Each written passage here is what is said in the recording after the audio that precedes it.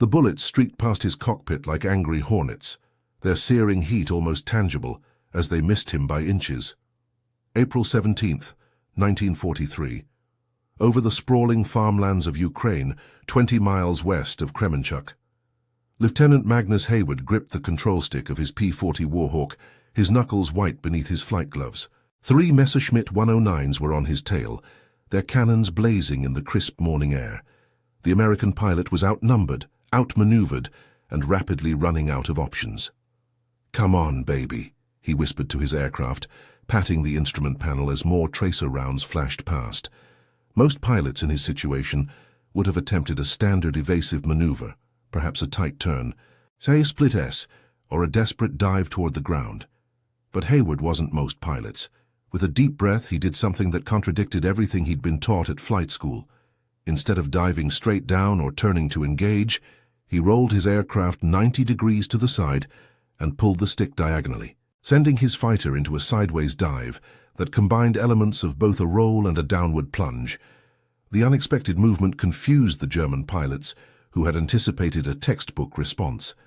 In that brief moment of disorientation, Hayward continued his sideways plummet, rolling further and adjusting his control surfaces with subtle precision. His aircraft sliced through the air at an angle that defied conventional aerodynamics. Then, just as suddenly, he reversed the motion, swinging his fighter back through the vertical plane while simultaneously leveling his wings. The centrifugal force slammed him against his seat as his vision narrowed from the G-forces. When he emerged from the maneuver, he found himself behind 2 of the Messerschmitts, their pilots still searching the airspace where they expected him to be.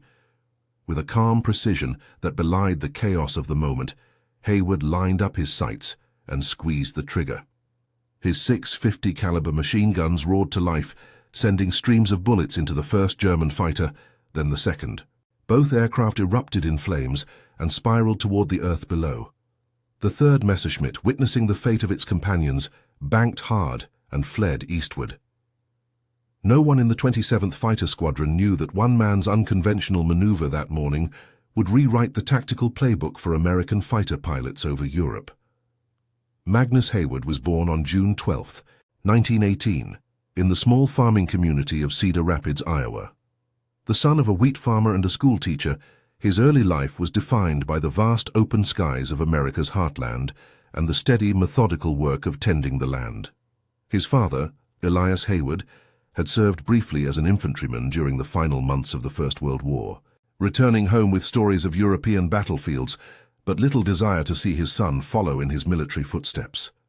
Young Magnus showed an aptitude for mathematics and physics from an early age, often spending his free time solving complex equations while other children played baseball or fished in the nearby creek. At the local school, his teachers recognized his analytical mind and encouraged his studies, particularly his fascination with motion and mechanics. By the age of 12, he had constructed a working model of an aircraft propeller system using parts salvaged from broken farm equipment. "The boy doesn't think like other children," his mathematics teacher once told his parents at a school meeting. "He sees patterns in movement that others miss entirely." This unique perspective would prove invaluable in years to come, though at the time it merely set him apart from his peers, sometimes painfully so. While other boys roughhoused and played sports, Magnus preferred to lie on his back in the cornfields, watching hawks soar overhead and analyzing their flight patterns. He would sketch their movements in a worn notebook, noting how they adjusted their wings to catch thermal currents and execute precise hunting dives. The Great Depression hit the Hayward family hard, like so many others across America's farmlands. By 1934, they had lost half their acreage to bank foreclosures, forcing 16-year-old Magnus to take on additional work at neighboring farms to help support the family. Despite the hardship, he managed to complete his high school education, graduating at the top of his class in 1936.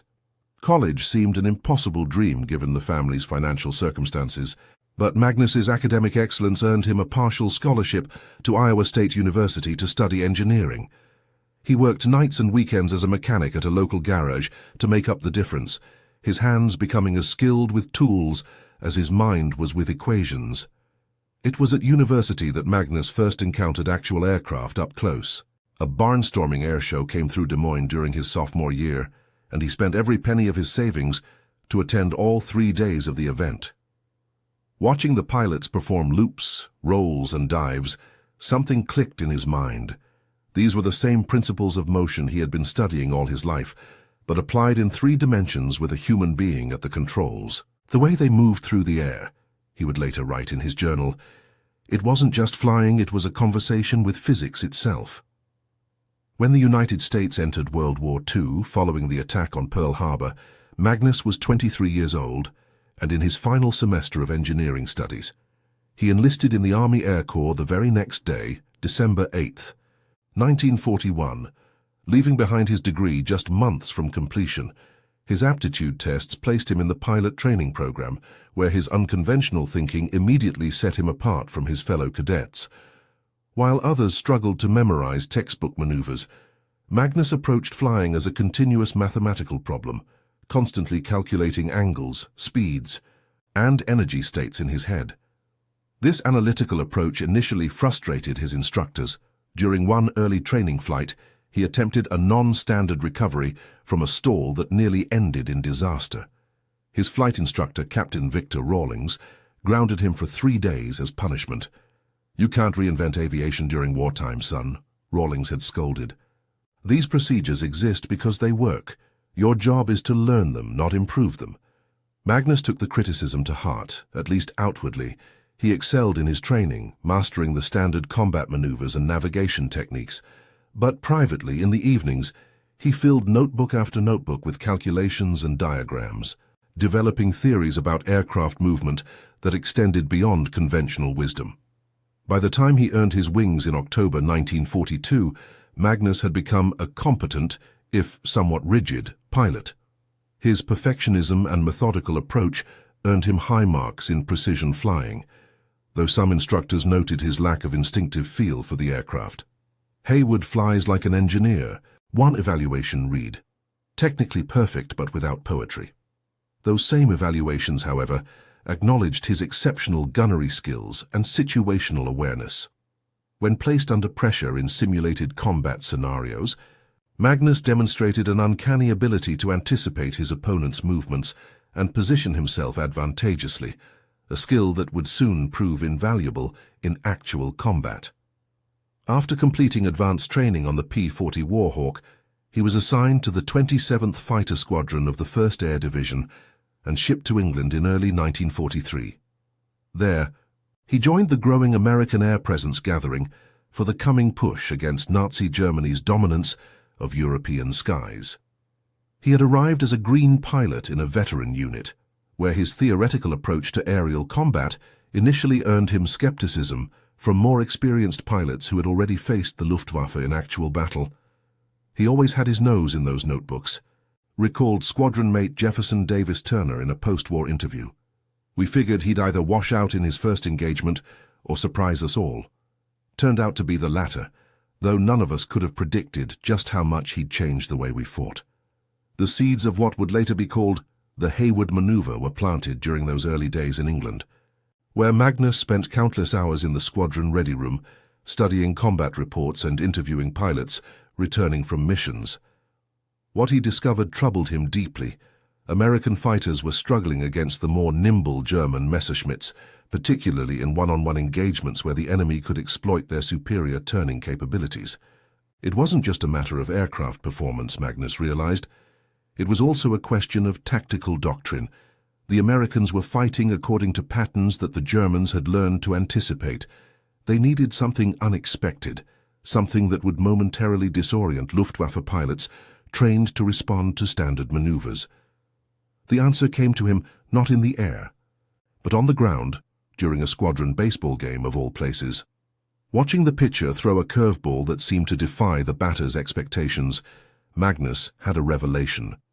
What if a fighter could move through the air in a similarly unexpected trajectory, combining elements of known maneuvers into something new? That night, he began calculating the aerodynamic possibilities. The resulting theory was either brilliant or suicidal, depending on one's perspective. By combining a partial barrel roll with a diving turn executed in rapid sequence, a fighter could potentially transition from being pursued to becoming the pursuer in one fluid motion, but only if the pilot could control the extreme forces involved and time the sequence perfectly. When he first explained his theory to his squadron mates, they laughed. "That's not flying, Hayward," squadron leader Richard Benton had said dismissively. "That's falling with style." But Magnus was undeterred. During training flights, he practiced components of the maneuver at high altitude, where he had room to recover if things went wrong. He discovered that the key was not in the individual elements, which were standard enough, but in the transition between them, the precise moment when centrifugal forces and gravitational pull could be harnessed rather than fought against. Then came that fateful April morning in 1943, when theory met reality in the skies over Ukraine. The 27th had been assigned to escort a bombing run against German supply lines, and Magnus found himself separated from his flight group when the Messerschmitts pounced. His successful execution of the sideways dive maneuver and the resulting destruction of 2 enemy aircraft changed everything. Upon his return to base, his initial report was met with skepticism until gun camera footage confirmed his account. Suddenly, the squadron's theoretical pilot had the attention of everyone from his immediate superiors to theater commanders. What made the maneuver so effective wasn't just its surprise value. Though that was certainly significant, it was also remarkably efficient in energy conservation, allowing the pilot to maintain combat speed throughout the defensive sequence and emerge in an offensive position without the altitude loss associated with more conventional evasive tactics. Within weeks, Magnus was removed from regular combat rotation and assigned to develop a training program to teach his technique to other pilots. The maneuver that had once been mocked as Hayward's folly was now being studied by tactical officers across the Allied air forces. "Sometimes," he wrote to his parents back in Iowa, "it takes an outsider to see what those trained in tradition cannot. I'm still the same farm boy who watched hawks hunting over our cornfields. I just applied those lessons to a different kind of flight." By the summer of 1943, what had begun as one pilot's desperate improvisation had evolved into a fundamental component of American fighter tactics in the European theater. And the man who had once been laughed at for his theoretical approach to aerial combat found himself elevated to the status of tactical innovator. His notebooks now required reading for new pilots entering the fight against the Luftwaffe. The history of aerial warfare had entered a new chapter, written by a mathematician from Iowa who dared to question convention when survival demanded innovation. The Second World War represented a quantum leap in the evolution of aerial combat. The slow, fabric-covered biplanes of the First World War had given way to all-metal monoplanes capable of speeds exceeding 400 miles per hour. With this transformation came a fundamental shift in tactical thinking. Air combat was no longer primarily about maneuverability in the horizontal plane, but had expanded into a complex three-dimensional chess match played at lethal velocities. By 1943, the European air war had reached a critical juncture. The initial German advantages of experience and coordination were being steadily eroded by the growing strength of Allied air power, particularly the arrival of American fighter groups equipped with increasingly capable aircraft. Yet this shift in the balance of power was not without its challenges. The primary American fighters of this period, the P-40 Warhawk, P-47 Thunderbolt, and the newly arriving P-51 Mustang, each possessed distinctive strengths, but shared common vulnerabilities when pitted against the Luftwaffe's premier fighters, the Messerschmitt Bf-109 and the Focke-Wulf 190. German pilots, many with years of combat experience dating back to the Spanish Civil War, had developed sophisticated tactics to exploit these vulnerabilities. They preferred hit-and-run attacks from higher altitudes, using their initial energy advantage to strike hard and then climb away before the Americans could effectively respond. When forced into turning engagements, they relied on the superior maneuverability of their aircraft, particularly the Bf-109, which could outturn most American fighters in the horizontal plane.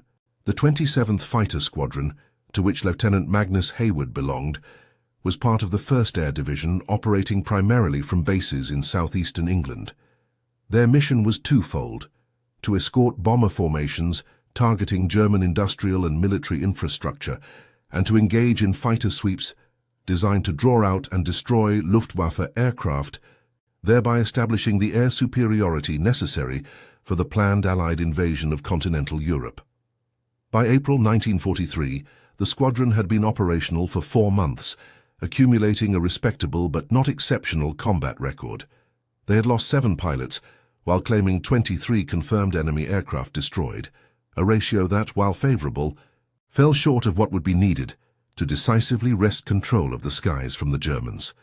The mission on April 17th was originally planned as a standard escort operation, protecting a formation of B-17 flying fortresses targeting railway marshalling yards near Kremenchuk in German-occupied Ukraine.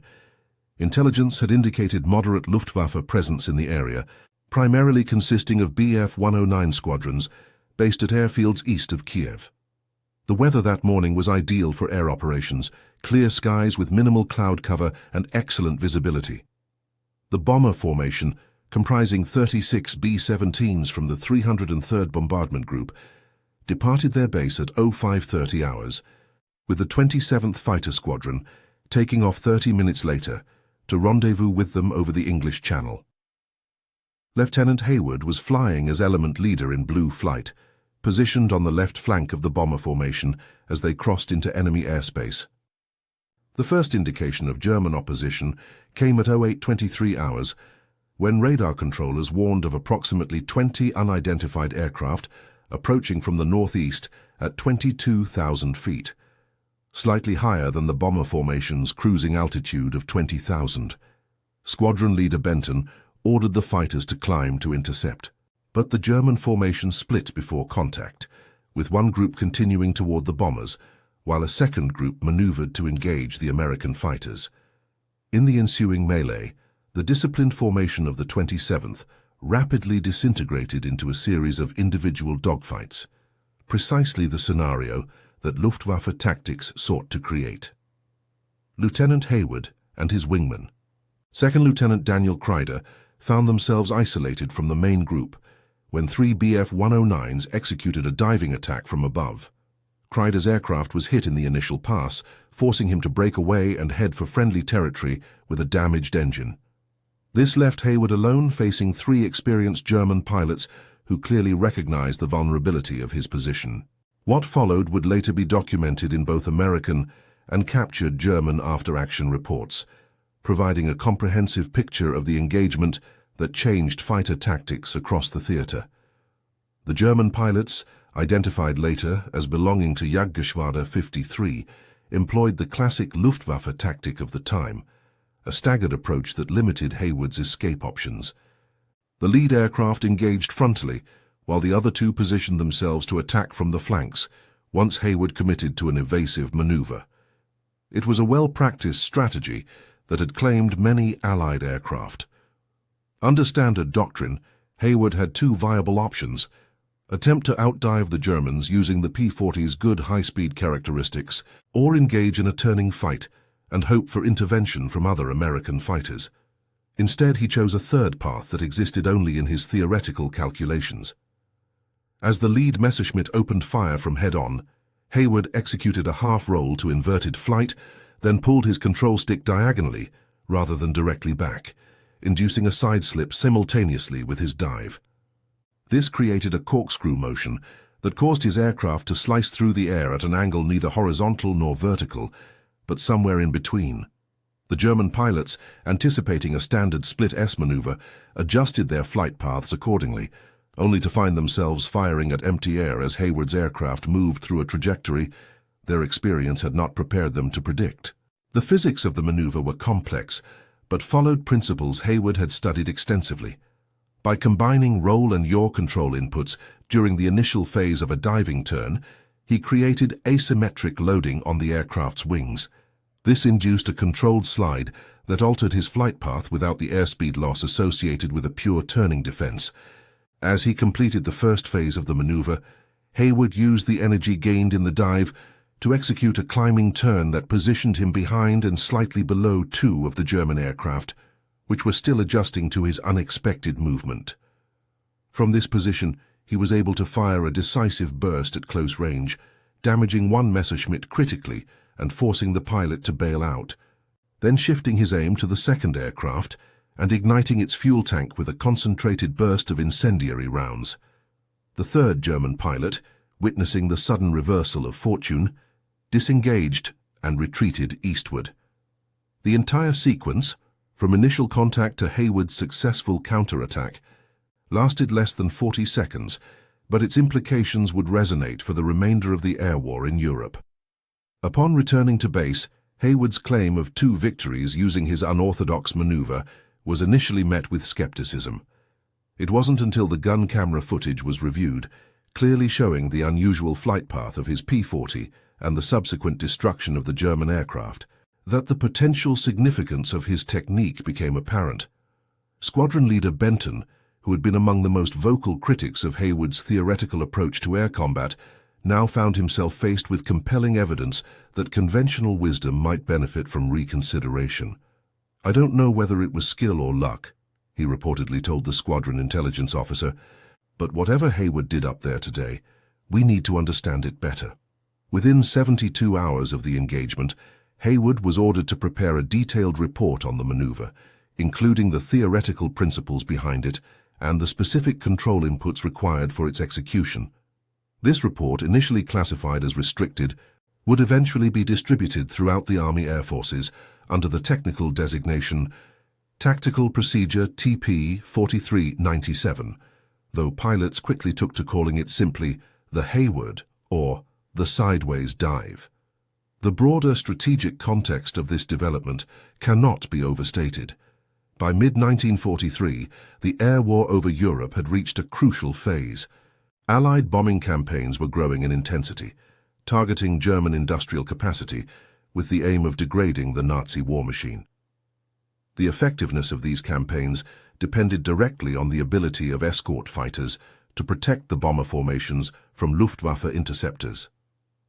Every technological or tactical advantage that improved fighter effectiveness translated directly to reduced bomber losses and, consequently, greater strategic impact from each mission. In this environment, innovations like the Hayward maneuver, which offered not just survival but the potential to turn defensive situations into offensive opportunities, were invaluable. As spring gave way to summer in 1943, the 27th Fighter Squadron became a focal point for tactical development. Pilots from other units were temporarily attached to learn the maneuver directly from its originator, while Hayward himself was briefly assigned to the Fighter Training Command to assist in incorporating his technique into the curriculum for new pilots arriving in the theater. The Germans, always adaptive opponents, soon became aware that American pilots were employing new evasive techniques. Captured Luftwaffe documents from August 1943 reference unorthodox American diving defenses that were complicating intercept operations against escort fighters. By September, the Sideways Dive had spread beyond the 27th to other fighter groups in the 8th Air Force, becoming part of the standard tactical repertoire for American pilots throughout the European theater. What had begun as one man's desperate improvisation had evolved into a cornerstone of Allied fighter doctrine. For Lieutenant Magnus Hayward, the mathematician who had once been mocked for his theoretical approach to aerial combat, vindication came in the form of a Silver Star, awarded for his actions on that April day, and the knowledge that his innovation was saving the lives of fellow pilots across the theater of operations. Yet the true significance of the Hayward maneuver lay not in the recognition it brought its creator, but in how it changed the fundamental dynamics of air combat over Europe. By providing American pilots with an effective counter to established German tactics, it contributed to the gradual shift in air superiority that would, by early 1944, see the Luftwaffe fighting an increasingly defensive battle in its own skies. The story of the Sideways Dive exemplified a broader truth about warfare, that innovation often emerges not from established doctrine or superior technology, but from the adaptive thinking of individuals willing to challenge conventional wisdom when circumstances demand it. As the aerial battles over Europe intensified throughout 1943 and into 1944, the Sideways Dive maneuver that Lieutenant Magnus Hayward had pioneered underwent a process of refinement and adaptation. What had begun as a desperate improvisation evolved into a precisely defined tactical procedure, taught to American fighter pilots as they prepared to enter combat over Nazi-occupied Europe. The formal documentation of the maneuver, completed in May 1943, broke down the complex motion into a sequence of distinct control inputs, each requiring split-second timing and precise coordination.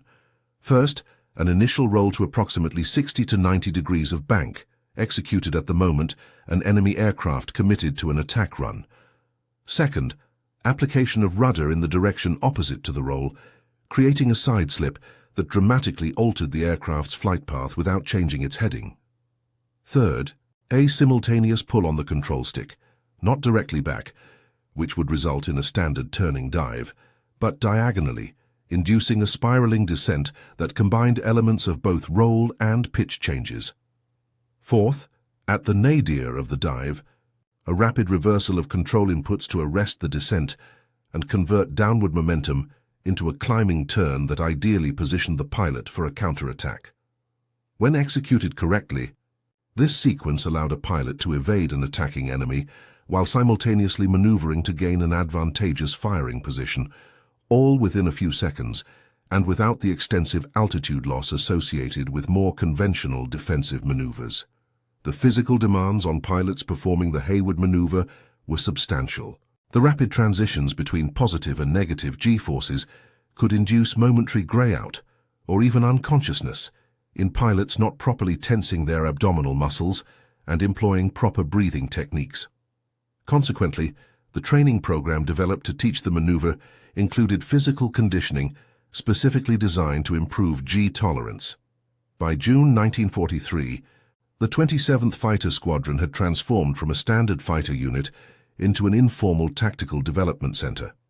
Pilots from across the 1st Air Division rotated through for brief attachments, flying training missions with Hayward and other pilots who had mastered the technique. One such visiting pilot was Captain James Howard, who would later earn the Medal of Honor for single-handedly defending a bomber formation against approximately 30 German fighters. Howard's official report after his attachment to the 27th noted that the Hayward maneuver represented a fundamental advancement in defensive fighter tactics and recommended its immediate integration into all fighter training programs. The technical aspects of the maneuver were not its only significant features. Equally important was its psychological impact, both on the American pilots employing it and the German pilots facing it. For American airmen, the maneuver provided something beyond mere tactical advantage. It offered a sense of agency in defensive situations that had previously felt hopeless. Before learning Hayward's technique, wrote Lieutenant Robert Caldwell in his July 1943 combat diary, finding a 109 on your tail was a death sentence unless you had altitude to burn or a wingman to save you. Now, we have options. It's not just about survival anymore. It's about turning the tables. For Luftwaffe pilots, the emergence of this new American tactic created uncertainty that eroded the confidence built on years of combat experience. Intercepted German communications from the period revealed growing frustration among Jagdgeschwader commanders as engagement reports increasingly mentioned American fighters disappearing from pursuit courses through unconventional maneuvers. A captured Luftwaffe pilot interrogated in August 1943 described the disorienting experience of encountering the tactic for the first time. The American rolled and dived, but not in the way we expected. When I adjusted my aim to where he should have been, he was already elsewhere. Then somehow he was behind me. As summer progressed into fall, the impact of the Hayward maneuver became increasingly apparent in combat statistics. The kill-to-loss ratio of squadrons that had integrated the technique improved markedly, with the 27th Fighter Squadron itself achieving an impressive 4-to-1 ratio by October, double its performance from earlier in the year. The wider strategic implications were significant. As American fighter pilots became more effective at both protecting themselves and converting defensive situations into offensive opportunities, the Luftwaffe's ability to disrupt bombing operations diminished. German fighter commanders increasingly found themselves forced to commit larger formations to achieve the same interceptor effect, stretching their already thinning resources across an expanding aerial front. By the time Allied forces began the bombing campaign known as Big Week in February 1944, the tactical dynamics of air combat over Europe had been fundamentally altered. American fighters were no longer merely escorts functioning as a defensive screen around bomber formations. They had become aggressive hunters, actively seeking engagement with Luftwaffe interceptors.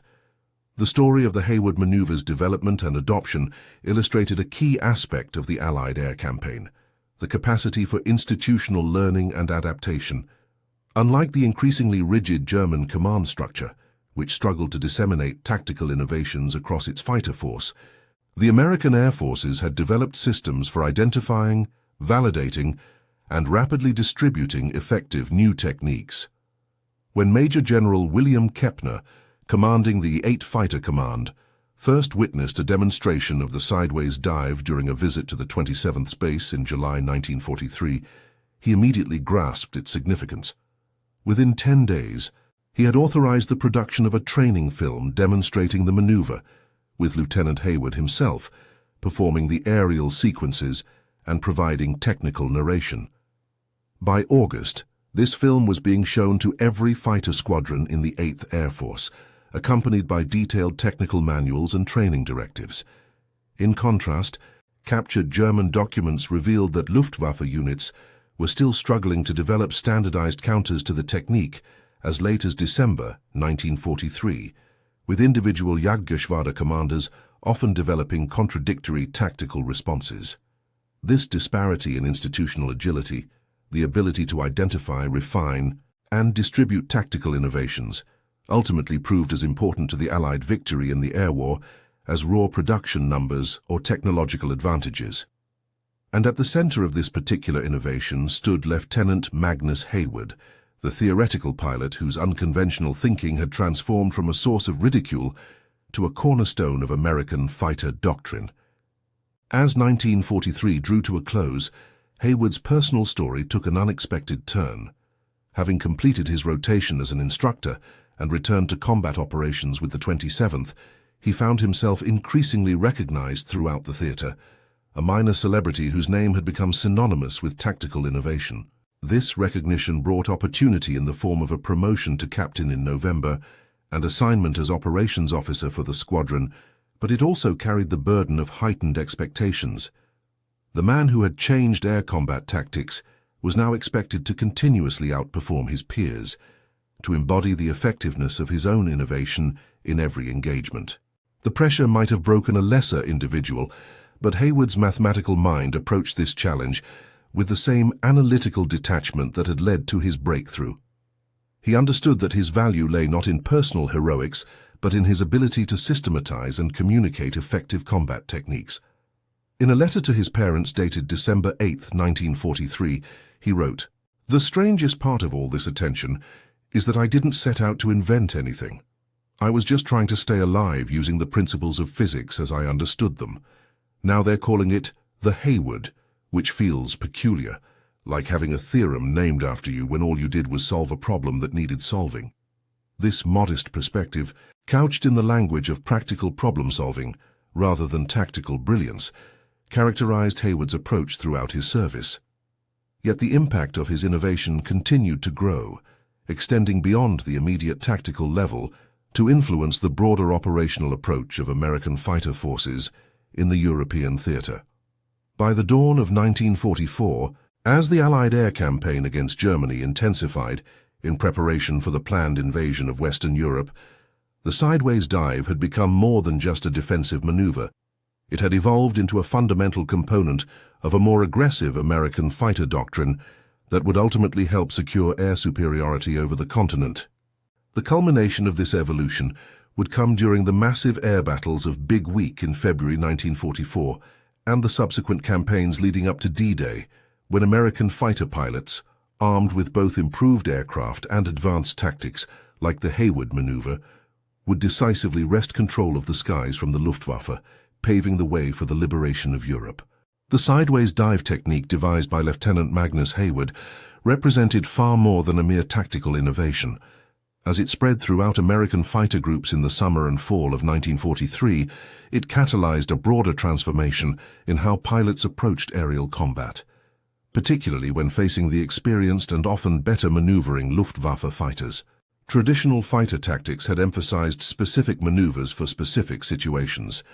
The split S for disengaging downward, the Immelmann for reversing direction while gaining altitude, the barrel roll for forcing an overshoot. These were effectively preset solutions to common problems, and experienced pilots could recognize and counter them. What made the sideways dive revolutionary was that it wasn't a single maneuver, but a principle of three-dimensional movement that could be adapted on the fly. It demonstrated that the conventional boundaries between horizontal and vertical maneuvering could be blurred, creating flight paths that were inherently less predictable and thus harder to counter.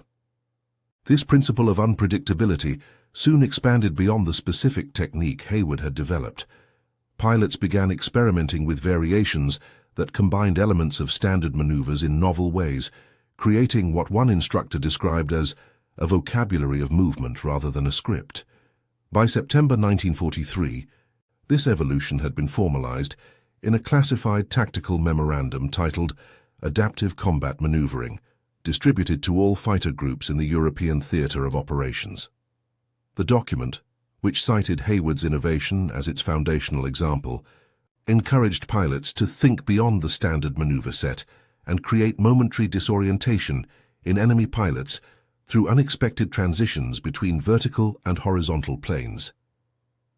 The impact on combat effectiveness was dramatic. Prior to mid-1943, American fighter pilots had operated at a tactical disadvantage against Luftwaffe veterans, particularly when flying the earlier models of P-47 Thunderbolts with their limited high-altitude performance. Statistical analysis of combat reports from this period showed that approximately 60% of American fighter losses occurred during the first engagement of a dogfight, often before the pilot could execute effective defensive measures. By December 1943, after the widespread adoption of Hayward's principles, this figure had dropped to 35%. Moreover, the percentage of engagements in which American pilots successfully transitioned from a defensive to an offensive position within the same encounter increased from approximately 12% to nearly 30%. These improvements did not occur in isolation. They coincided with the arrival of external fuel tanks that extended the range of American fighters, allowing them to accompany bombers all the way to targets deep within Germany. They also overlapped with the introduction of improved aircraft models, particularly the P-51 Mustang, which began to reach fighter groups in significant numbers by early 1944. Yet contemporary accounts from pilots and commanders alike acknowledge that tactical innovations like the sideways dive played a crucial role independent of these technological advancements.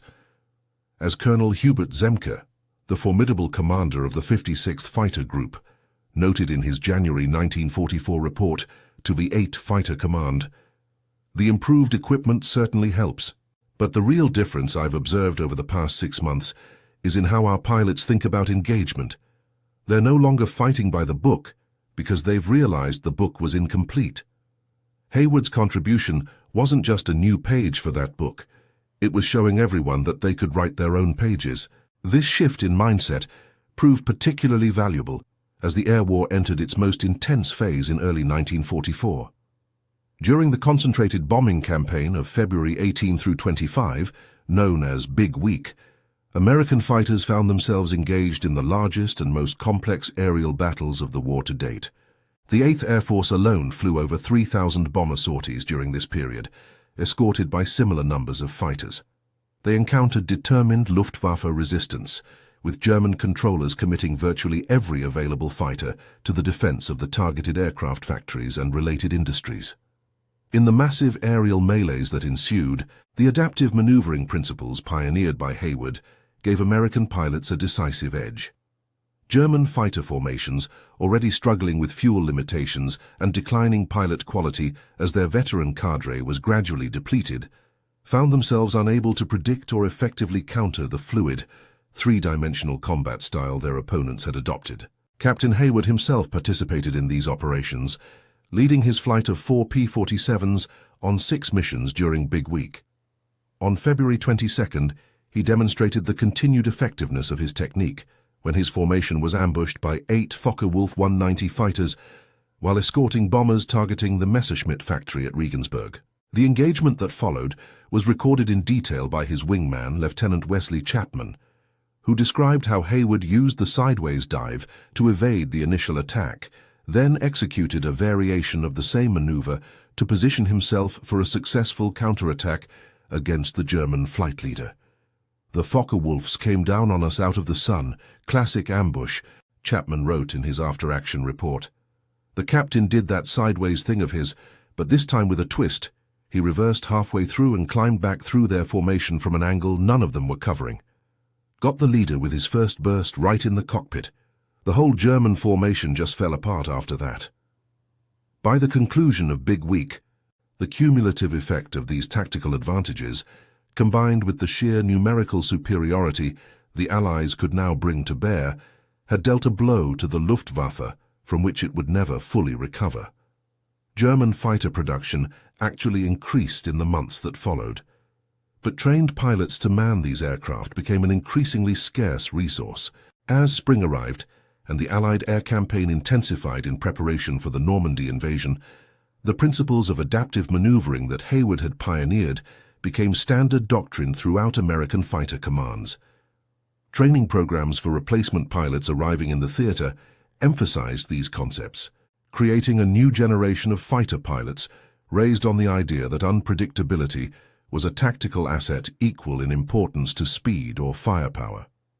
For his contributions to this transformation, Captain Hayward received a reluctant promotion to Major in April 1944, along with a transfer to 8th Air Force Headquarters as a tactical development officer. The promotion removed him from regular combat operations just as the air war was reaching its climax, a circumstance he privately lamented in letters home. "They've put me behind a desk just when things are getting interesting," he wrote to his parents. "I understand the reasoning. They want me developing new tactics rather than risking myself applying the old ones, but I miss the squadron and the flying." This frustration was tempered by the knowledge that his influence now extended far beyond what he could have accomplished as a single squadron officer. From his position at headquarters, he helped develop the fighter tactics that would support the D-Day landings and subsequent ground campaign, incorporating the lessons of adaptive maneuvering into the broader operational doctrine.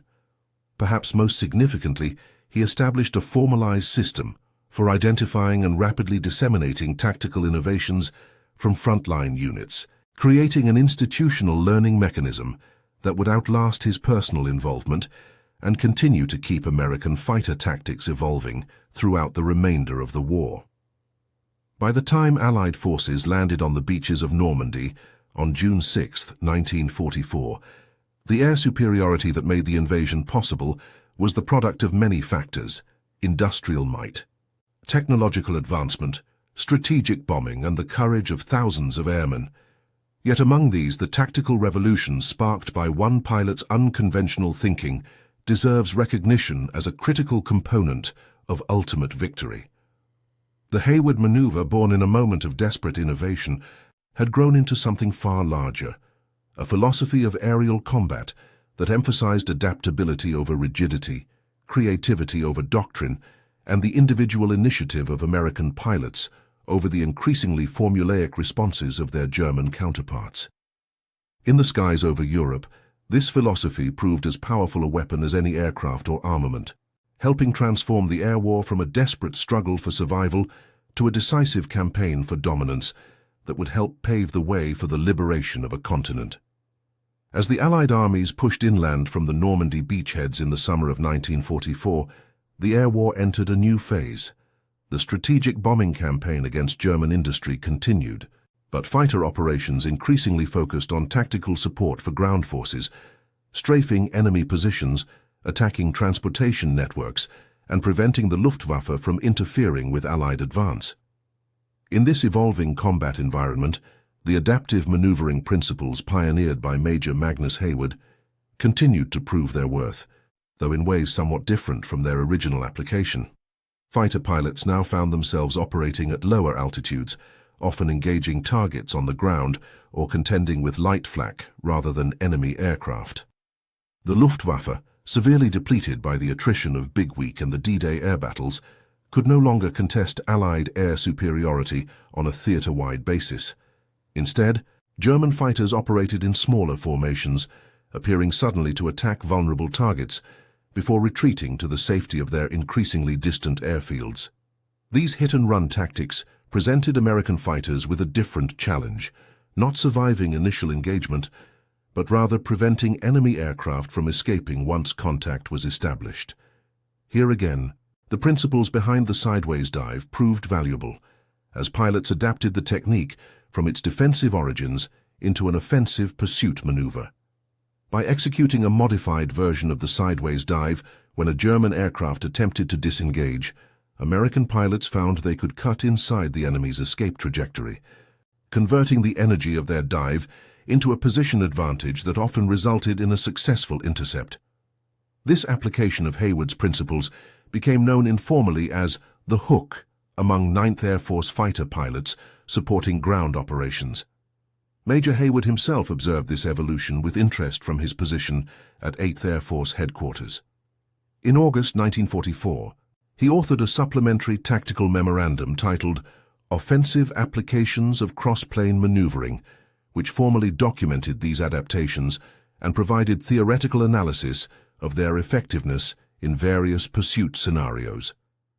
The document demonstrated Hayward's continued growth as a tactical thinker, moving beyond his original insight to develop a comprehensive framework for three-dimensional air combat.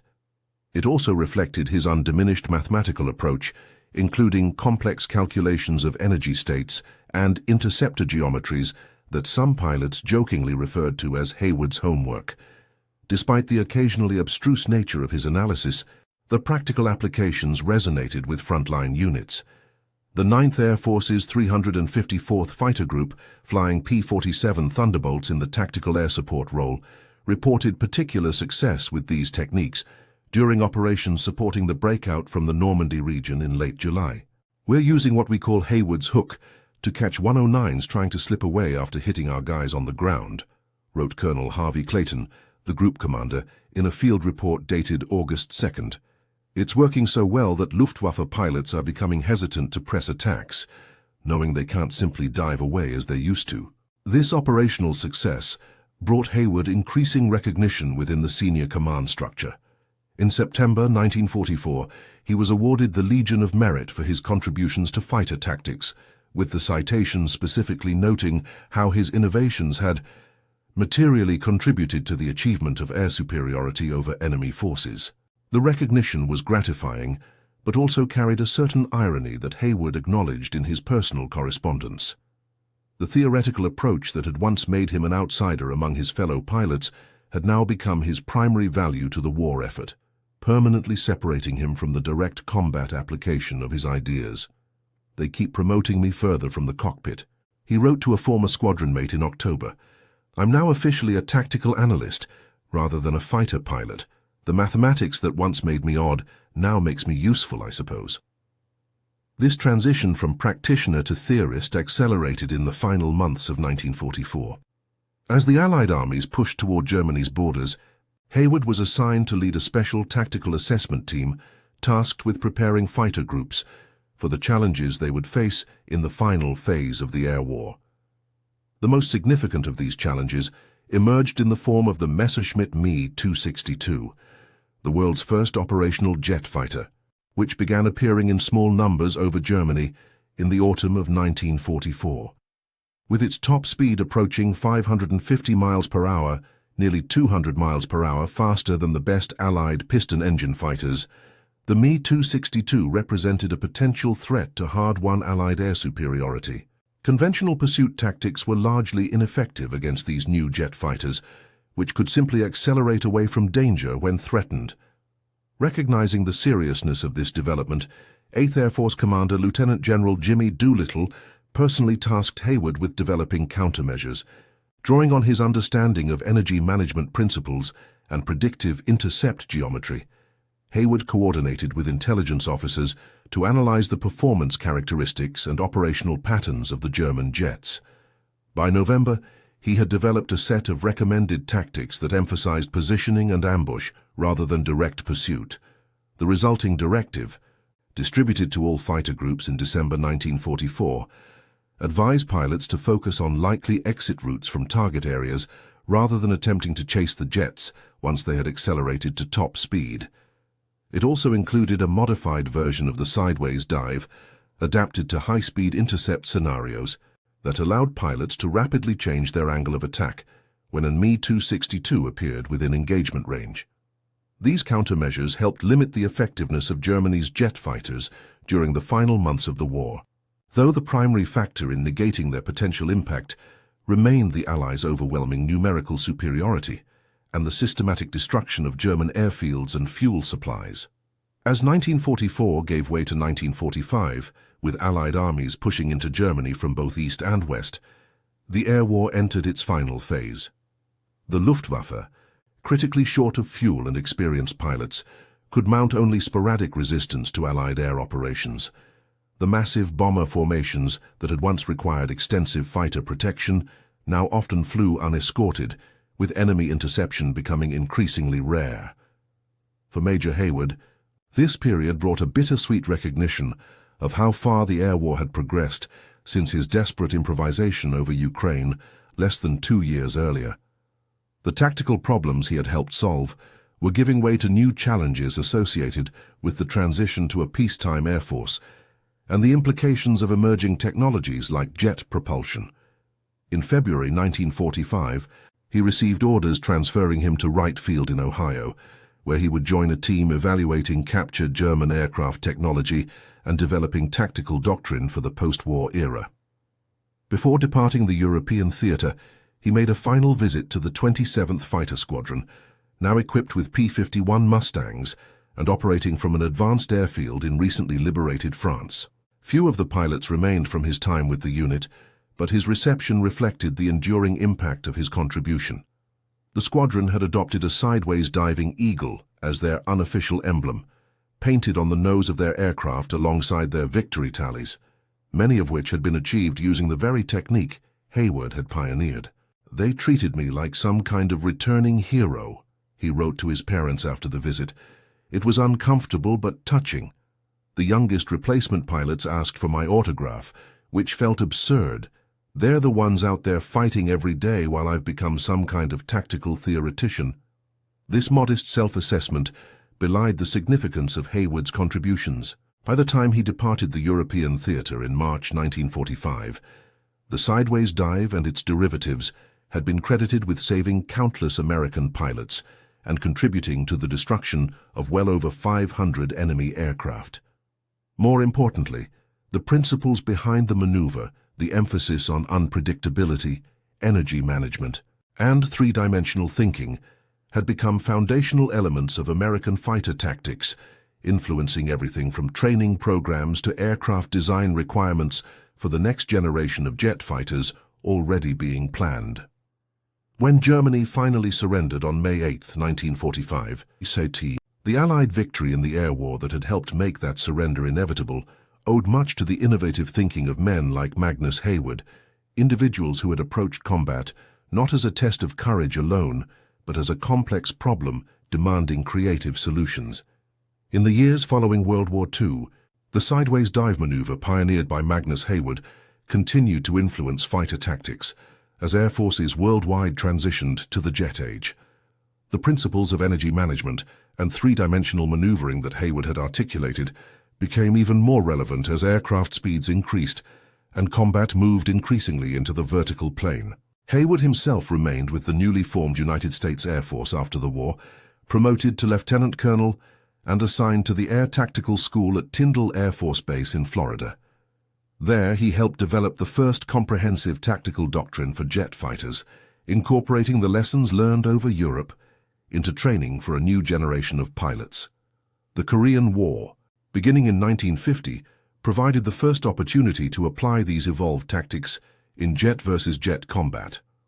American F-86 Sabre pilots facing the Soviet-designed MiG-15 found that while the raw speed and climb performance of jet aircraft had transformed many aspects of air combat, the fundamental principles Hayward had identified, particularly the value of unpredictable, cross-plane maneuvering, remained decisive in close-range engagements. Colonel Harrison Thing, commander of the 4th Fighter Interceptor Wing during the Korean conflict, explicitly credited Hayward's influence in a 1952 interview. "What we're doing with these sabres against the MiGs is applying principles developed late in the European War." Hayward's work on energy management and unpredictable maneuvering translated remarkably well to jet combat. "Our pilots are using variations of his techniques every day over MiG Alley." By the Vietnam era, the sideways dive had evolved into a family of related maneuvers taught at the Navy's Top Gun School and the Air Force's Fighter Weapons School. Though the specific mechanics had been adapted for supersonic aircraft with different performance characteristics, instructors still referenced Hayward's original insight about combining roll, yaw, and pitch inputs to create flight paths that an opponent would struggle to predict. Magnus Hayward retired from the Air Force as a full colonel in 1968, having served for 27 years. He returned to his academic roots, completing the engineering degree that the war had interrupted and joining the faculty at Purdue University, where he taught aerospace engineering until 1983. Throughout his academic career, he maintained a modest perspective on his wartime contributions. When occasionally asked about the maneuver that bore his name, he typically emphasized the collaborative nature of tactical development and the contributions of countless other pilots who had refined and expanded upon his original insight. "I just applied some basic physics to a problem that needed solving," he told an interviewer for Air Force magazine in 1975. The real innovation was in how quickly those principles spread throughout the fighter force and how creatively other pilots adapted them to different situations. That was the true American advantage, not any single technique, but our capacity to learn and adapt faster than our opponents. This perspective reflected the institutional learning that had been a hallmark of American air operations in World War II. The systematic process of identifying effective tactics, analyzing their principles, and rapidly disseminating that knowledge throughout the force. In this process, Hayward's contribution had been both technical and cultural, demonstrating that theoretical understanding and practical application could complement rather than contradict each other. In 1990, more than 45 years after his innovative maneuver had changed the dynamics of air combat over Europe, Colonel Magnus Hayward was inducted into the Air Force Tactical Air Command Hall of Fame. The citation noted not just the specific technique he had developed, but the broader impact of his analytical approach to aerial combat. Colonel Hayward's contributions exemplify the marriage of theoretical understanding and practical application that has characterized American air power at its best. The citation read, "His innovative thinking under combat conditions not only saved countless lives, but established principles that continue to influence fighter tactics into the modern era." Hayward accepted this recognition with characteristic modesty, using his brief acceptance speech to highlight the ongoing need for innovative thinking in military aviation. The specific problems change with technology. He noted, "But the need for pilots who can think beyond established doctrine remains constant. Today's fighter pilots face challenges we couldn't have imagined in 1943, but I believe the same principles apply: observe, analyze, adapt, and never assume the current tactical handbook contains all the answers." When he passed away in 1997 at the age of 79, his obituary in the New York Times noted that the sideways dive maneuver he had developed saved the lives of countless Allied pilots and established principles of energy management that influenced fighter tactics throughout the remainder of the 20th century. Perhaps the most fitting testament to Hayward's legacy came not from official recognition, but from the community of fighter pilots who continued to study and apply his principles decades after the war. At the Air Force Weapons School at Nellis Air Force Base, instructors teaching advanced fighter tactics still occasionally refer to the Hayward principle. The idea that in aerial combat, the pilot who can create and exploit momentary disorientation in their opponent gains an advantage that often proves decisive. This principle, born in the desperate innovation of a young lieutenant over the skies of Ukraine in 1943, transcended its specific historical context to become part of the foundational thinking of fighter aviation worldwide. In that sense, The true impact of Magnus Hayward's contribution extended far beyond the specific tactical problem he solved, influencing generations of pilots who would never experience the particular circumstances that led to his breakthrough. The story of the sideways dive maneuver reminds us that in warfare, as in many human endeavors, innovation often emerges not from formal research and development, but from the creative pressure of immediate necessity.